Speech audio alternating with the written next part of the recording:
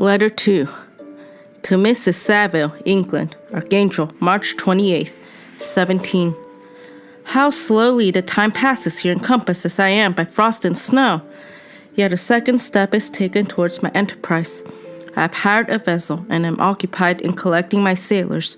Those whom I have already engaged appear to be men on whom I can depend and are certainly possessed of dauntless courage. But I have one want, which I have never yet been able to satisfy, in the absence of the object of which I now feel as a most severe evil. I have no friend, Margaret. When I am glowing with the enthusiasm of success, there will be none to participate my joy. If I am assailed by disappointment, no one will endeavor to sustain me in dejection. I shall commit my thoughts to paper, it is true, but that is a poor medium for the communication of feeling. I desire the company of a man who could sympathize with me, whose eyes would reply to mine. You may deem me romantic, my dear sister, but I bitterly feel the want of a friend. I have no one near me, gentle yet courageous, possessed of a cultivated as well as of a capacious mind, whose tastes are like my own, to approve or amend my plans. How would such a friend repair the faults of your poor brother? I am too ardent in execution and too impatient of difficulties. But it is a still greater evil to me that I am self-educated. For the first 14 years of my life, I ran wild on a common and read nothing but our Uncle Thomas's books of voyages. At that age, I became acquainted with the celebrated poets of our own country, but it was only when it had ceased to be in my power to derive its most important benefits from such a conviction that I perceived the necessity of becoming acquainted with more languages than that of my native country. Now I am 28 and am in reality more illiterate than many schoolboys of 15. It is true that I have thought more and that my daydreams are more extended and magnificent, but they want, as the painters call it, keeping. And I greatly need a friend who would have sense enough not to despise me as romantic, and affection enough for me to endeavor to regulate my mind. Well, these are useless complaints. I shall certainly find no friend on the wide ocean, nor even here in Archangel, among merchants and seamen.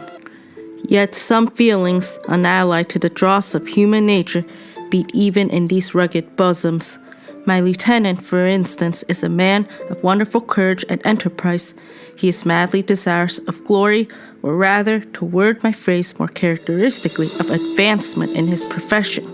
He is an Englishman, and in the midst of national and professional prejudices, unsoftened by cultivation, retains some of the noblest endowments of humanity.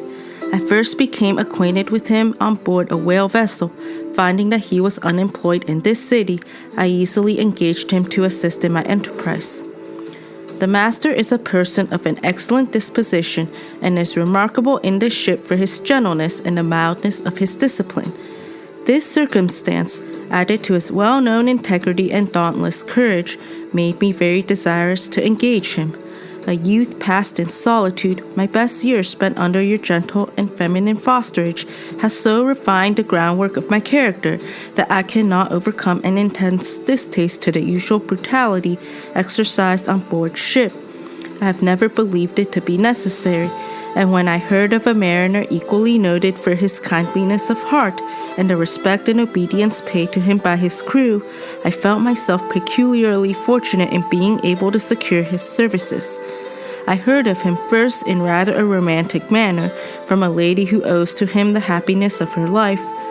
This, briefly, is his story.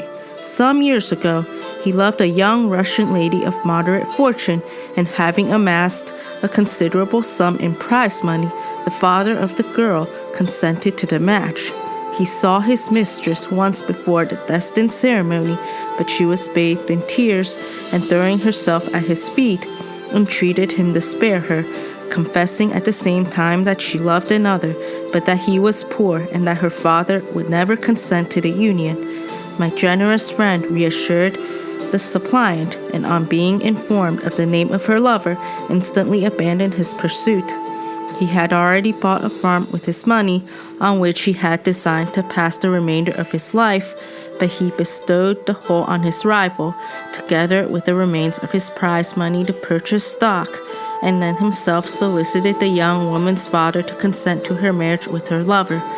But the old man decidedly refused, thinking himself bound in honor to my friend, who, when he found the father inexorable, quitted his country, nor returned until he heard that his former mistress was married according to her inclinations. "What a noble fellow!" you will exclaim. He is so, but then he is wholly uneducated. He is as silent as a Turk, and a kind of ignorant carelessness attends him, which, while it renders his conduct the more astonishing, detracts from the interest and sympathy which otherwise he would command.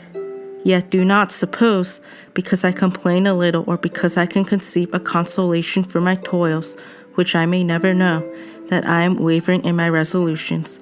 Those are as fixed as fate, and my voyage is only now delayed until the weather shall permit my embarkation. The winter has been dreadfully severe, but the spring promises well, and it is considered as a remarkably early season, so that perhaps I may sail sooner than I expected. I shall do nothing rashly. You know me sufficiently to confide in my prudence and considerateness whenever the safety of others is committed to my care. I cannot describe to you my sensations on a near prospect of my undertaking. It is impossible to communicate to you a conception of the trembling sensation, half pleasurable and to unexplored regions, to the land of mist and snow. But I shall kill no albatross, therefore do not be alarmed for my safety, or if I should come back to you as worn and woeful as the ancient mariner. You will smile at my allusion, but I will disclose a secret. I have often attributed my attachment to, my passionate enthusiasm for, the dangerous mysteries of ocean to that production of the most imaginative of modern poets. There is something at work in my soul which I do not understand. I am practically industrious, painstaking, a workman, to execute with perseverance and labor, but besides this there is a love for the marvelous, a belief in the marvelous, intertwined in all my projects, which hurries me out of the common pathways of men, even to the wild sea and unvisited regions I am about to explore. But to return to dear considerations, shall I meet you again after having traversed immense seas and returned by the most southern cape of Africa or America?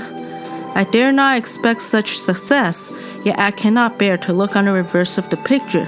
Continue for the present to write to me by every opportunity. I may receive your letters on some occasions, when I need them most to support my spirits. I love you very tenderly. Remember me with affection, should you never hear from me again. Your affectionate brother, Robert Walton. He had already bought a farm with his money, on which he had designed to pass the remainder of his life, but he bestowed